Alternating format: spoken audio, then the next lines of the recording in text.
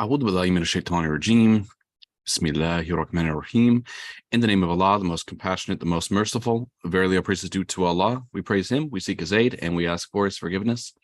We seek refuge in Allah from the evils of our own selves and from the evils of our own actions. And whomsoever Allah guides, none can misguide. And whomsoever Allah leaves astray, none can guide back to the correct path. Ashhadu an la ilaha illallah wa ashhadu anna Muhammadan abduhu wa rasuluhu sallallahu alayhi wa sallam.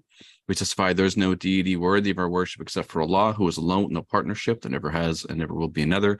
And we bear witness that Muhammad, peace and blessings be upon him, is the last and the final prophet of Allah. Assalamu alaikum wa rahmatullahi wa barakatuhu, my brothers and sisters, friends and family, everyone tuning into the live stream, as well as everyone who is here inside of the Zoom meeting for the reflection afterwards as well. Jazakallah khairan for joining in for, again, Monday's discussion and halaqah, where we will be continuing on the ethics of disagreements in Islam, written by Taha, Jabir, Alalwani. We had finished last week with chapter number 8, so we're going to be diving into chapter number 9 today. A little bit of a lengthier chapter, so we're going to be splitting into 2 parts for this week and then finishing it up next week then, inshallah. So with that, we'll go ahead and get started. And just to mention, if you have any questions, concerns, or even just a comment, please make sure to put them in the YouTube or the Facebook videos, or if you have any other requests in regards for books or things for us to review. Once this book does come to a closing, right now would be a good time to mention some good suggestions. But inshallah, without further ado, let's jump into after the basis of knowledge and refinement. Now we're getting into after the illustrious age is the name of this chapter. So analytical thought, or ijtihad, in jurisprudence came to an end in the 4th century of the Muslim era, while blind imitation, or taqlid, began to flourish. And we'll be getting into these mentionings as to how and why. So the 1st and 2nd centuries did not witness such practices as passing judgments either on the basis of substantiated utterances or on the accounts and conclusions of one particular scholar to the exclusion of others. And this is the definition of taqlid. So during the 3rd century, analytical thought was still very vigorous. Some scholars might have relied upon the rules and principles and methods of deduction handed down by their predecessors, but they never clung blindly to their pronouncements and conclusions. And people in the 4th century may be divided into scholars on one hand and the general public on the other. The general public then depended on the scholars for transmitting to them the body of agreed upon knowledge from the original sources on which there is unanimity amongst the scholars. And this knowledge of such matters as purification, or tahara, the performance of salah, the psalm, the fasting, and the collection and distribution of the zakat, our pillars of Islam. If they were faced with any problematic details, people would then seek help from any scholar regarding of the school of thought to which he or she had belonged to.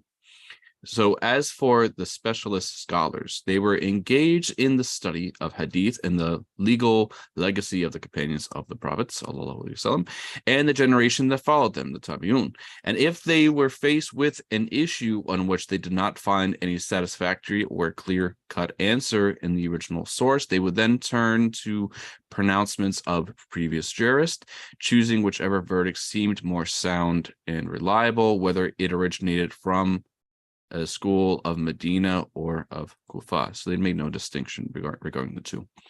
And the scholars engaged in this task of interpretation. The scholars engaged in this task of interpretation would thoroughly research the different schools of thought. They were not confined to one.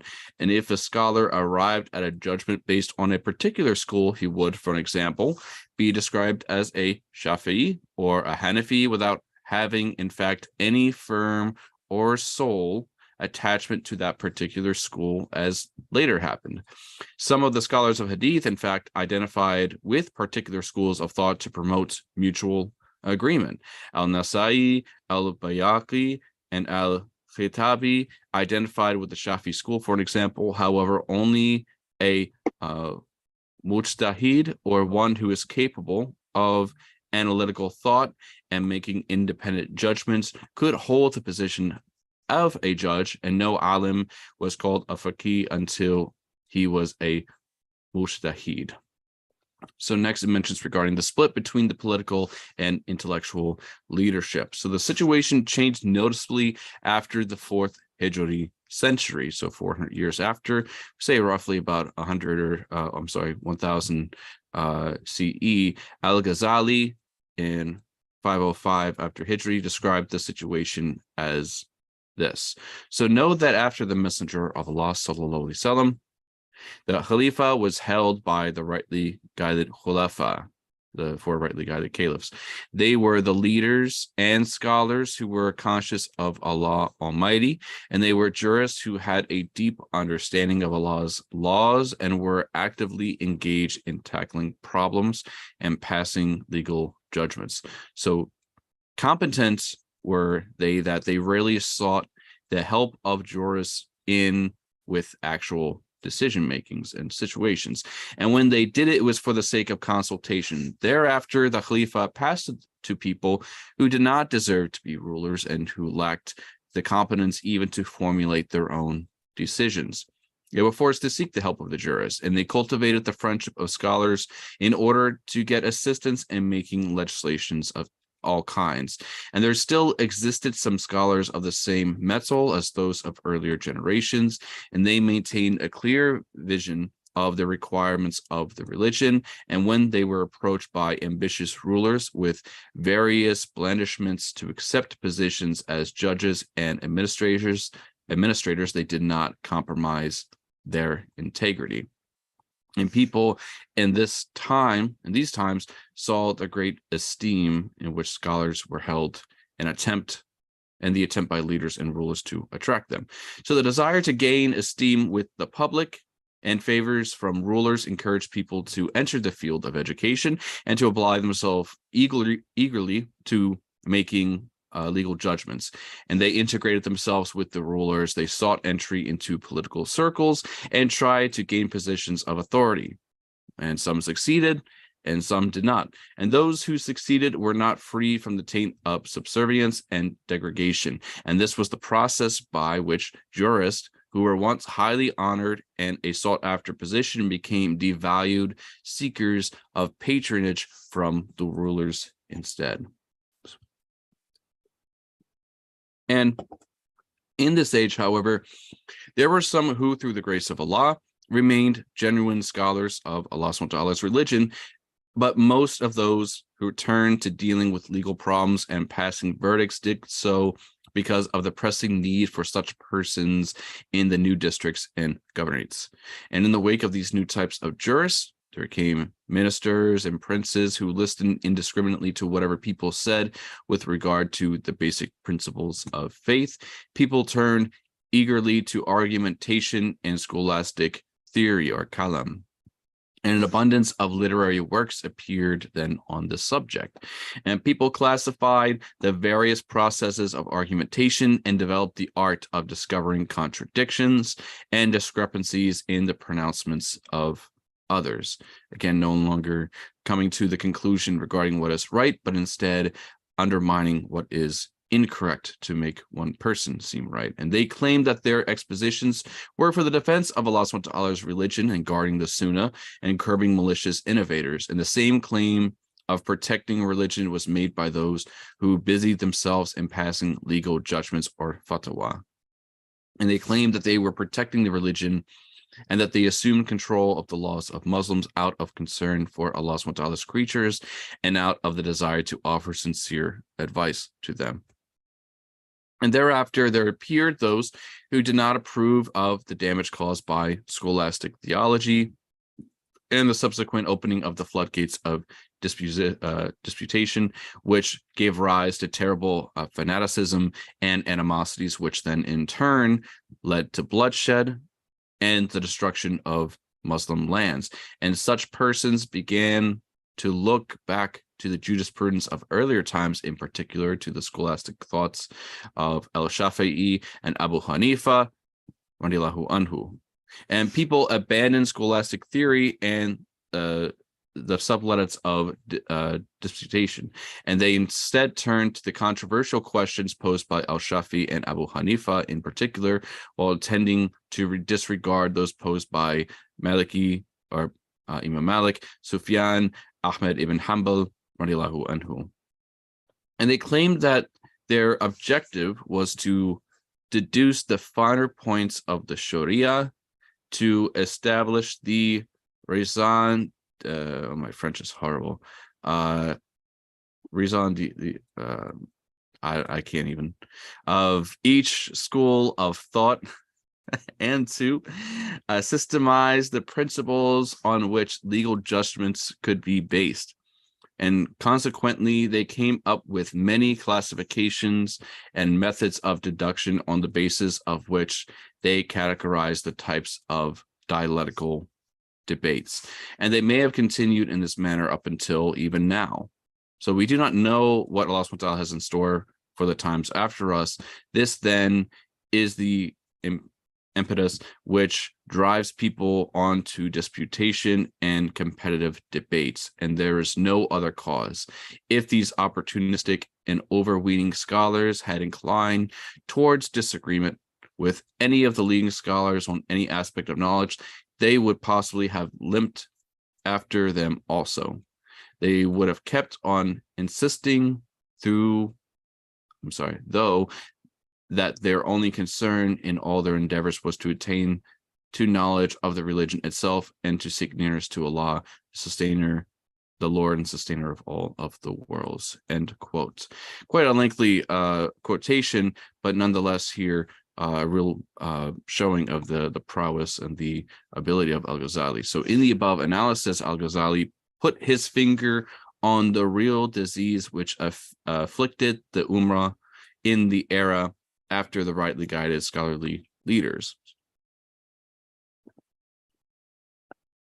And this disease emanated essentially from the critical split in the Muslim leadership between the intellectual on the one hand and the political on the other. Our history has since been categorized by this distortion, which still plagues us. Political parties, contrary to Islamic norms, were put in place, and this stemmed from the rulers' ignorance of Islamic political theory and of practice. And on the intellectual front, there is not only a theoretical or hypothetical appreciation of the Islamic system, which is not rooted in the actual experience and problems of the Muslims. And this theoretical approach could not deal with everyday problems in a practical manner as the Sahaba and the Tabi'un had done, and the majority of juridical problems and many of the issues relating to jurisprudence were nothing but theoretical formulations produced in the course of competitive debates and in an atmosphere of dissension. So after this disastrous trend had come to be, jurisprudence tended to become a means for justifying the existing status quo rather than a means for regulating people's lives and circumstances according to the requirements of the Sharia. And this approach to law and legislation gave rise to unusual anguish on the part of the Muslims, for they frequently saw that the same acts committed by the same person and at the same time and place was regarded by one jurist as lawful and by another as unlawful. And this predicament is adequately demonstrated by the fact that there came into existence a principle of jurisprudence, which is dealt with in voluminous chapters called Loopholes and Stratagems, or al-Muharij wa al-Hayal. And this principle is concerned with seeking to evade admitted purport and consequences of the law through devising loopholes and legal stratagems and expedients. So kind of to find ways as to making excuses for oneself. And ingenuity and skill with dealing with this sort of principle of jurisprudence came to be regarded as evidence of the intellectual capacity of a jurist and of his genius and excellence over others. As time then went by and the authority of religion dwindled, this phenomena assumed alarming proportions. And people became careless about the Sharia, and those who had the responsibility for making legal decisions started to pass verdicts which were not based on any evidence and which they themselves did not regard as sound. And they claimed that they passed these verdicts either in order to facilitate matters for the people or to be severe on them as to prevent them from transgressing the limits and hudud of the Sharia. And this was particularly true of the dispensations they granted to rulers on one hand, and of the exceptions they made on the common people for the other. And here are a few examples of the verdicts that were passed at this time. So first example, they have 4 examples here.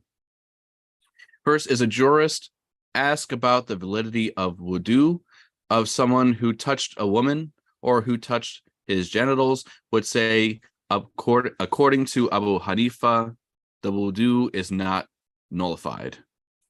The second is, if asked about playing chess or eating horse meat, he would say, according to al-Shafi'i, these things are lawful.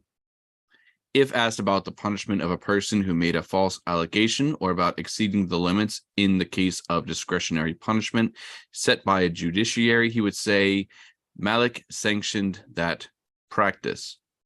And if a jurist wanted to use a legal stratagem or hila to enable someone to sell off an endowment of perpetuity, waqf, which had fallen into ruin, but was not yielding any benefit, and more so over whose administrator had no means of developing it, the jurist would legislate that selling the waqf was permissible according to Ibn Hanbal.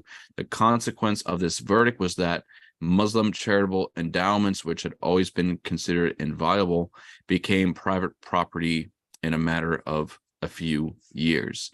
And by this process, and through the loss of taqwa, the purposes of the Sharia were then subverted and its holistic principles were overlooked.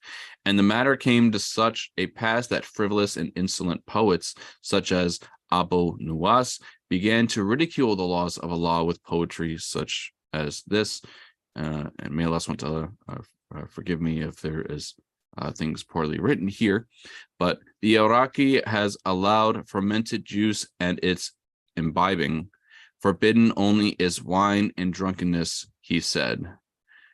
Both drinks are one and the same, said the Hijazi, free now to choose between both pronouncements. Khamar is now lawful for us. I shall press their statements to their utmost limits and have my draughts of this wine to rid myself of life's cares. And I think this kind of mentions that there is certain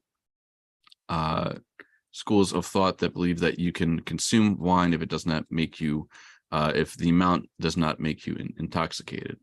But the public, who was expected to protect the integrity of the religion, became degraded, and the religion itself became devalued in the sight of people, and overstepping the limits of the religion became acceptable in the public's eye as they sought to make things too easy for themselves. And some jurists also succumbed to this permissive trend and destroyed the protecting walls of reverence and awe for the Sharia. And they allowed themselves to pass judgments to suit their whims and their impulses.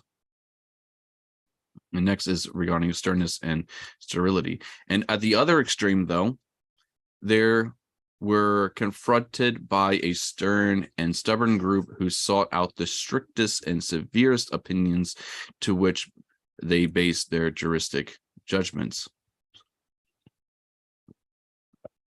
And this group thought that they were serving Islam through this get tough policy, and that they would persuade people to abide by the requirements of the religion. And this was not to be. The result of the hardline approach was, as it usually is, contrary to what they had expected. People become alienated from the Islamic teachings in the Sharia. They refused to comply with it, and they saw it hardship instead of ease. Even Allah SWT mentions inside the Quran that it was not brought down to make somebody despair, but it is to make things easy. It is an easy religion for us.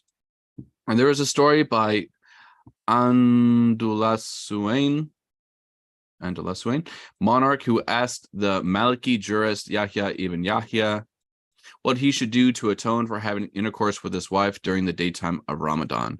And Yahya told him that he had to fast for 2 consecutive months. And when he was asked why he had not given the monarch the first option of setting free someone in bondage, he replied, "He is capable of setting hundreds of slaves free, therefore he must have the harder punishment, which is fasting." So Islam is practical, and it makes things easy rather than difficult for people. And it encourages people to respond willingly and naturally to its laws and seeks to avoid distress and hardship. And at the same time, it does not leave people to roam in absolute freedom and succumb to all its passions and impulses. And this is the spirit in which judicial rulings should be made. It is clear from this that both the permissive and the excessively harsh tendencies amongst the jurists at the same time were not in keeping with the purpose of the wise lawgiver.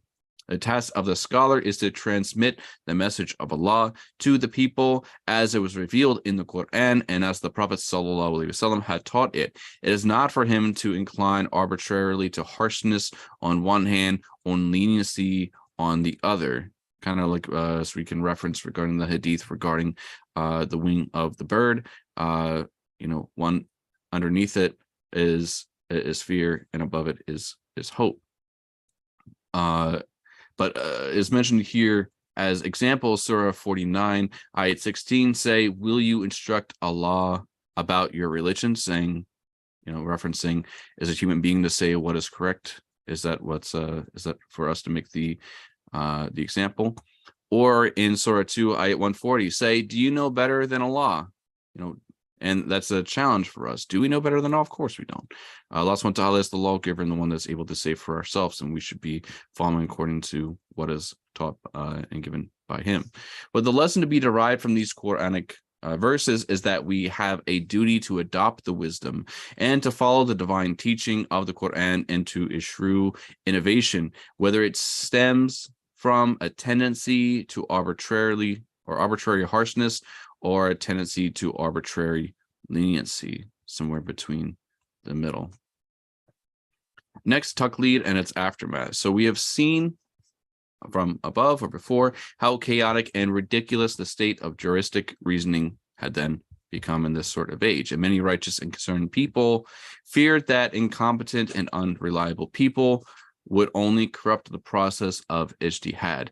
And men who were the abiding of rulers assumed the task of making legal verdicts. And without any scruples, they began to twist the text or nusus of the original sources to suit their own inclinations and proposes. And then the scholars fluctuated between arbitrary leniency and harshness. And righteous people feared that for the very destiny of the Muslim community and for the religion itself, that they began searching for a cure, and the only solution that they could find was to bind the ummah to taqlid. And what a crisis it was that the only way it should be is to retreat into a blind imitation. So the jostling and the constant bickering amongst these jurists, their opposing and mutually exclusive views, and their unending resistance to one another seemed to point to only one way out, which was this: a return to the pronouncements of scholars of old on controversial questions. And the people themselves, having lost the confidence in many of the judges, began to put their trust only in those whose rulings conformed to pronouncements of one of the 4 A'imah, of the 4 schools of thought: Abu Hanifa, Malik al-Shafi, and Ibn Hanbal. And it's not to say that these are the only ones that were usually used. However, these were the most common. And among the Muslim masses, following one of the 4 Imam, sticking to everything that they said and steering clear of whatever they did not say, became the bastion against deviant rulings issued by suspect Muhajidun for their own ends. So Imam Haramain in 478 after the Hijrah claimed that there was a consensus in ijma among specialist scholars prohibiting the taqlid of eminent companions of the Prophet. So And instead, according to this alleged consensus, people were required to follow the schools of thought of the four Aima because they had thoroughly examined all the sources and the context of various legal issues and properly classified them. And they had also studied the methods and the pronouncements of the early Muslims. And so there was no need to go back directly to these sources. And Imam al-Haramain supported this alleged consensus and came to the strange judgments that the common Muslim is under obligation to follow the schools of thought of these unquestionably knowledgeable and precise scholars. So again, not a requirement for us to exactly have a school of thought, but a good recommendation for a new Muslim. But now it is based upon that is an absolute requirement in order to determine for yourself one. And on the basis of the pronouncement of Imam Haramain and the alleged consensus of specialist scholars, Ibn al-Salah issued his claim that it was obligatory to follow the four A'immah due to the textual authenticity, the disciplined approach, and the sound methods of reasoning and interpretation which marked their school of thought. And the companions of the Prophet ﷺ and their immediate successors, according to him, did not have these advantages. SubhanAllah. And as a consequence of this total reliance on the four schools of thought, people then became negligent and careless about the study of the Quran and the sciences associated with it, and they turned away from the direct study of the Sunnah and its disciplines, and they became content with knowledge that was neatly packaged and handed down, and they all had to do was establish it firmly, defend it vigorously, and apply it as best as they could. And as this decline continued, the spirit of dissension grew stronger and spread, and for centuries thereafter, blind imitation became the norm, and intellectual thought then stagnated because of this, as you can imagine it would. And the tree of independent reasoning withered, and ignorance then became very common, and civil strife reared its ugly head. The alim and the faqih, the scholar and the judge in the eyes of the people, became one who had memorized a collection of pronouncements of earlier jurists and equipped himself with some of their opinions without being able to distinguish between what was weak and what was reliable.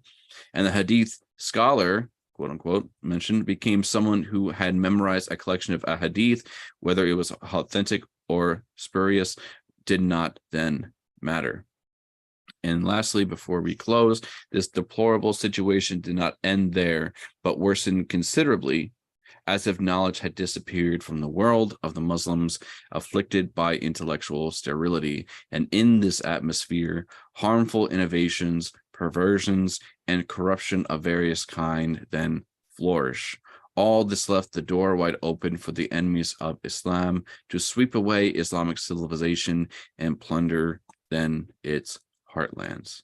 With that, we reached the point where we will then be getting into the Ummah in recent times, going now into the modern day, and examples we have then, which will continue chapter 9 then in the following week.